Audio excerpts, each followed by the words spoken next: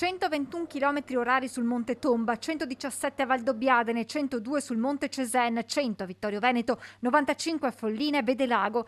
È la velocità del vento che ha soffiato ieri in tutta la Marca, rilevata dalle centraline dell'ARPAV. In alcune zone si parla di una vera e propria tromba d'aria che in pochi minuti ha sorpreso tutti.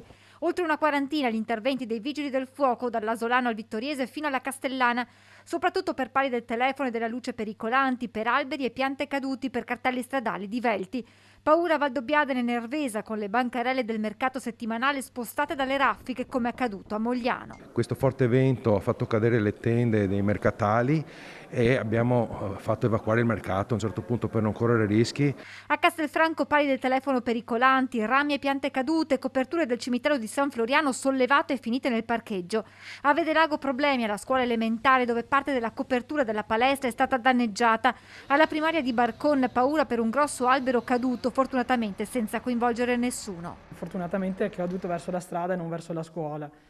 Sicuramente noi su questo siamo molto attenti, abbiamo degli esperti che mese dopo mese passano a verificare e anche questo si tratta di un albero sano. Sul tavolo del sindaco Andretta in queste ore stanno arrivando nuove segnalazioni di danni causati dalle raffiche che hanno soffiato oltre i 90 km/h. Aggiungiamo la copertura di alcune parti del cimitero di Barcon, aggiungiamo diversi alberi caduti alle sorgenti del Sile, quindi all'ingresso del Parco del Sile.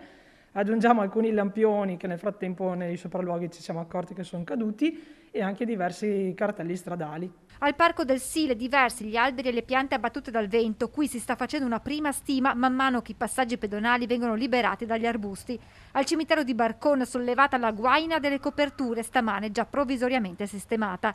Il territorio di Vedelago poco meno di 6 mesi fa, il 16 agosto scorso, era stato interessato da un evento simile. Allora però le conseguenze furono molto più gravi. Alcuni interventi che li avevamo fatti in attesa del responso da parte dell'assicurazione che ci segue appunto nei danni del comune, alle strutture pubbliche, e quindi non erano stati fatti degli interventi strutturali.